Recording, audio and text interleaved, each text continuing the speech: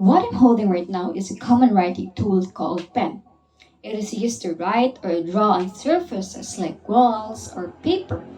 And this pen or any writing tool is very important, especially in our everyday duties as students, teachers, and even writing our devotional journal. But despite of its significant use, this pen won't work without someone holding it. This pen would become useless.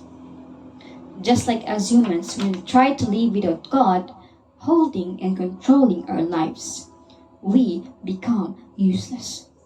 Today I'm going to deliver a sermon entitled When We Run from God. When We Run from God. From the Gospel of Luke 15, verses 11 to 24.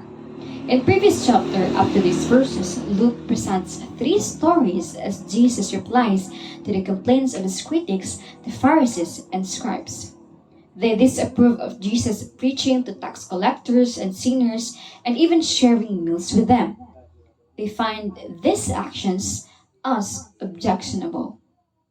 Today, I propose that we Christians must need to understand that trying to live without God will lead us to failure. We Christians must need to understand that trying to live without God will lead us to failure. We must not try to live without God because worldly pleasure is temporary. Worldly pleasure is temporary. In verses 13 to 14, it says, Not long after that, the younger son received all he had, set off for a distant country, and there he squandered his wealth in wild living. After he had spent everything, a famine struck that country, and he began to experience need. From these verses, we see the life of the younger son. His father granted his request to receive his inheritance. The younger son spent all his money, enjoyed traveling to different places, and indulged in pleasures. However, over time, he ran out of money, and all that he had disappeared. In this time of need, the younger son sought employment and ended up feeding pigs. While being comfortable at his father's house, his joy turned temporary as he pursued independent living, losing the initial happiness from his inheritance. The younger son's pleasure turned out to be temporary. Brothers and sisters, there will be times when the world offers us more pleasurable things.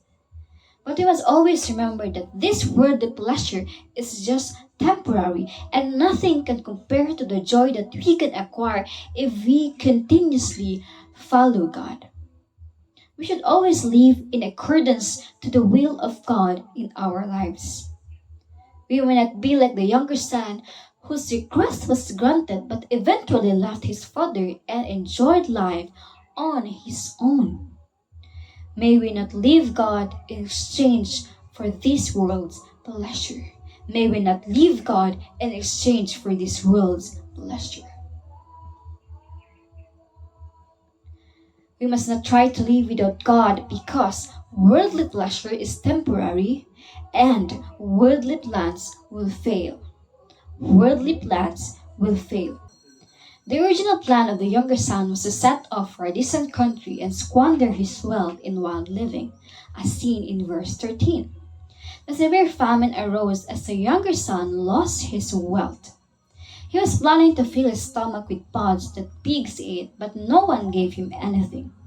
His attempt to sustain his hungry body failed. Notice that he is trying to find ways to survive his problems on his own. But he failed. He failed. This contradicts the image he had in his mind that things would be fine if he spent his inheritance without the help and presence of his father. His plans failed. His worldly plans failed. Was there a time when we had plans without seeking help from the Lord? If yes, what happened to those plans? They failed, right? Sometimes relying on our pride is dangerous. Relying on pride is very dangerous. If we think that we can just make plans and become successful on our own, we are lying to ourselves because the truth is we can't. We can't.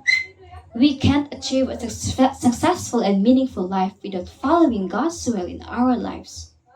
So, my friends, if we live independently from God, our plans will fail. Our plans will fail. We Christians must need to understand that trying to live without God will lead us to failure. Why? Because worldly pleasure is temporary and worldly pleasure or worldly plans will fail. This sermon has had a big impact on me because I see myself in the younger son who was disobedient to his father. I've been disobedient to God also, even after becoming a Christian. I often do what I want and ignore God's guidance. And these choices made my life more miserable. And I feel like I've failed. I've failed many times. I used to follow my heart, thinking it would make me happy. But instead of happiness, I ended up feeling anxious and depressed. The prodigal son leaving home shows what happens when we choose our own story, our own way, instead of following God's plan. But despite of the consequences, the father's love for him was still very evident. No matter our past mistakes or how far we are from God, we can always come back to Him.